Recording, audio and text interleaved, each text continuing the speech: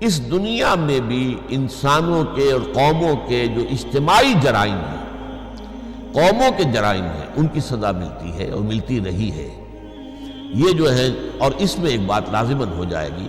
کہ یہ سزائیں جب آتی ہیں قوم کے اوپر تو اس میں پھر اچھے اور برے سب جو ہے لپیٹ میں آ جاتے ہیں۔ اس کے لیے میں نے آپ کو آیت سنائی ہے، اس کو فرمایا گیا ہے کہ وَاتَّقُوا فِتْنَةً لَا تُصِيبَنَّ الَّذِينَ ظَلَمُوا مِنْكُمْ خَاصَّةً،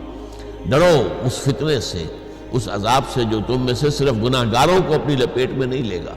ان میں بے گناہ بھی جو ہے، جیسے ہم کہتے ہیں کہ گیہوں کے ساتھ گھن بھی پستا ہے، تو اسی طریقے سے بے گناہ بھی اس کی لپیٹ میں آئیں گے۔ یہ عذاب جو ہے دنیا میں دو طرح پر آتا رہا ہے۔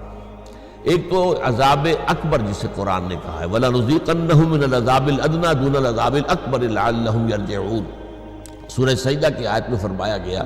ہم انہیں لازماً آزمائیں گے چھوٹے چھوٹے عذاب دے کر اور بہت بڑے عذاب سے پہلے،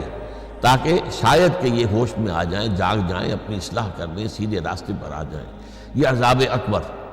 لیکن اس عذاب اکبر کے آنے سے پہلے چھوٹے چھوٹے عذاب، چھوٹی تکلیفیں، چھوٹے پیمانے پر عذاب یہ بھی آتے رہے ہیں، تاکہ اگر قوم ہوش میں آ سکتی ہو، جاگ سکتی ہو تو جاگ جائے، نیند کے ماتے جو ہیں وہ نیند سے بیدار ہو جائیں۔ تو یہ جو میں نے آپ کو بتایا جو عذاب آتا ہے دنیا میں،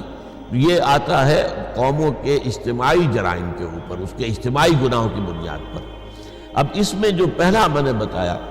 کہ کسی بڑا عذاب وہ یہ ہوتا تھا کہ قومیں نسیم منسیہ کر دی گئی، قومیں ختم کر دی گئی، اور جس کو قرآن مجید کہتا ہے لا یرا الا مساکنہم۔ اب کیفیت وہ ہو گئی کہ اب ان کے مسکن تو نظر آ رہے ہیں کہ یہاں کوئی قوم آباد تھی، لیکن اس قوم کا نام و نشان مٹ گیا۔ کہیں کہا گیا قطع دابر القوم الذین ظلموا، اس ظالم قوم کی جڑ کاٹ دی گئی۔ اس طریقے سے مختلف الفاظ آتے ہیں تو جس سے کہ معلوم ہوتا ہے لا یرا الا مساکنہم وکأن لم یغنوا فیہا، یہ بھی کہ وہ ایسے ہو گئے جیسے کہ کبھی اس جگہ آباد تھے ہی نہیں۔ یہ عذاب آتا رہا ہے ان قوموں پر جن کی طرف اللہ نے اپنے رسول بھیجے۔ جب رسول آ گئے، رسولوں نے دعوت کے ذریعے سے، نصیحت کے ذریعے سے، وعظ کے ذریعے سے، اپنی انفرادی مثال پیش کر کے، دلائل کے ذریعے سے، اپیل کے ذریعے سے انہوں نے حق کو بالکل واضح کر دیا، اور حق مبرہن ہو گیا، دودھ کا دودھ اور پانی کا پانی جدا ہو گیا، قوم پر بھی بات واضح ہو گئی۔ پھر بھی قوم اپنے تعصب کی وجہ سے، اپنے تکبر کی وجہ سے، اپنے جو ہے دنیاوی اقتدار کو برقرار رکھنے کی غرض سے اگر وہ اڑی رہی کفر پر، تو اس قوم پر پھر عذاب اکبر آیا ہے۔ یہ عذاب اکبر جو ہے پھر اس قوم کو نسیہ منسیہ کر دیتا تھا۔ یہ عذاب آیا حضرت نوح علیہ السلام کی قوم پر، یہ عذاب آیا حضرت ہود علیہ السلام کی قوم پر جسے قوم عاد کہا جاتا ہے، یہی عذاب آیا حضرت صالح علیہ السلام کی قوم پر جنہیں کہ قوم سمود کہا جاتا ہے، یہی عذاب آیا ہے قوم شعیب پر، مدین، اصحاب المدین جنہیں کہا گیا ہے، یہی عذاب آیا سدوم اور عمورہ کی بستیوں پر جن کی طرف حضرت لوط علیہ السلام کو بھیجا گیا۔ تو یہ عذاب اکبر ہے، اور اس عذاب میں ظاہر بات ہے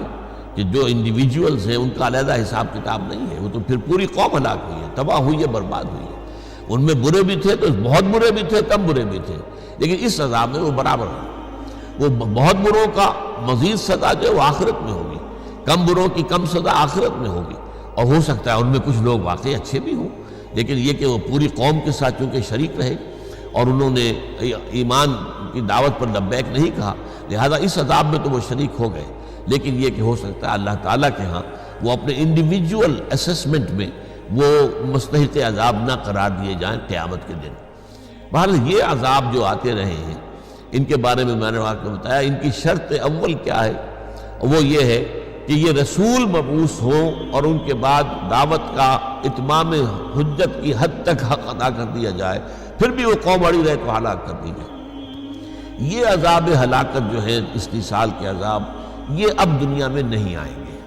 اس لیے کہ اب کوئی رسول نہیں آئے گا، اب نہ کوئی نبی آئیں گے نہ رسول آئیں گے۔